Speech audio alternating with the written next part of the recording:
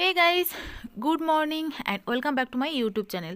চলে এসেছি আজকের পল ছাতু নিয়ে। আর এই পল ছাতু হয় কিন্তু খড়ের গাদায়। এই পল ছাতু হোমমেড পল ছাতু, যেটা মাশরুম আমরা যেটা বাজার থেকে কিনে খাই, এটা কিন্তু হোমমেড মাশরুম, যেটা খড়ের গাদায় তৈরি করা হয়। তো মা কালকে স্কুল থেকে কিনে এনেছিল, যেহেতু ফ্রিজের মধ্যে ঢোকানো ছিল সেজন্য একটু নেতিয়ে গেছে। পল ছাতুগুলো ভীষণ বড় বড় ছিল। চলো এইগুলো প্রথমে একটু কেটে নিই, কুচি কুচি করে কেটে নিই। তো কুচি কুচি করে কেটে নিলাম। এইবারে এটা ধোয়ার পালা। এটা ভালো করে না ধুলে, মানে যেহেতু খড়ের গাদায় হয়, অনেক নোংরা জার্মস থাকতে পারে, কীটনাশক কীটপতঙ্গ কত কী না মুখ দিয়েছে। এটা ভালো করে আগে ধুতে হবে। কি নোংরা একটা জল বেরিয়েছে দেখো, এই জলটা যতক্ষণ না সাদা হবে ততক্ষণ ধোয়া মানে কমপ্লিট হবে না। অনেকবার আমি এটা ধুয়েছি, অনেকবার, মোটামুটি ভালো করে ধুয়ে জলটা এটাকে নিগড়ে নিতে হবে। তো যাই হোক, অনেকক্ষণ ধুয়ে নিয়ে এরকম নিগড়ে আমি একটা প্লেটের মধ্যে রেখে দিলাম। এবারে এটা রান্না করার পালা।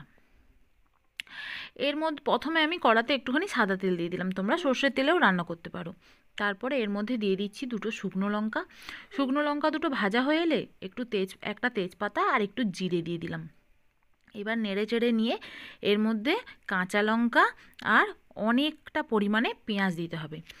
আচ্ছা, এই মাশরুম বা হোমমেড পল ছাতু এর কিন্তু গুণাগুণ অনেক।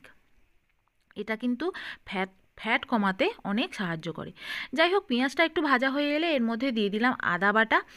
দিয়ে এবার এটাকে ভালোভাবে নেড়ে চেড়ে নেব, নেড়ে ভালোভাবে এটাকে ভেজে নেব আদা আর পেঁয়াজটাকে। তারপরে এর মধ্যে দিয়ে দিচ্ছি লবণ, তারপরে হলুদ গুঁড়ো, গরম মশলার গুঁড়ো পরিমাণ মতো সবটাই দিয়ে দিলাম। আর দিলাম একটুখানি চিনি। দিয়ে এটাকে ভালোভাবে এবার কষিয়ে নেব।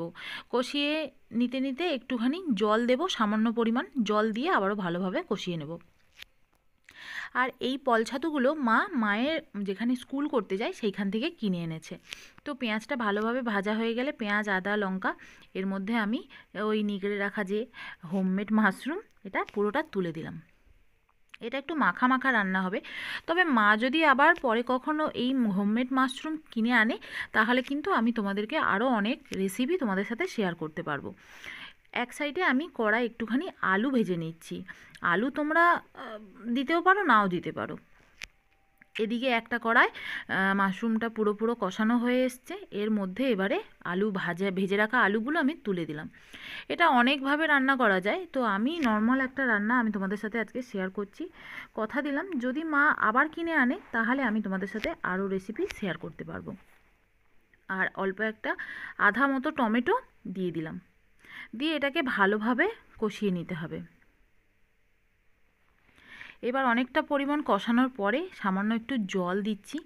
জল একদম অল্প দিলেই হবে, বেশি একটা দিতে হবে না। সব কিছুই তো কষানো হয়ে গেছে, আলুটাও ভাজা। এরপরে আমি দিয়ে দিলাম ধনেপাতা।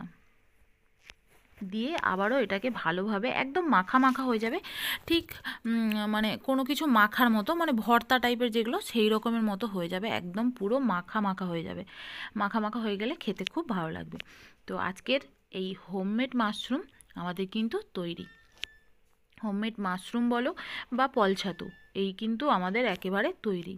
তো এই রেসিপি কেমন লাগলো অবশ্যই কমেন্ট করে জানিও। ভালো লাগলে লাইক করো। চলো দেখা হচ্ছে পরের ভিডিওতে। টাটা।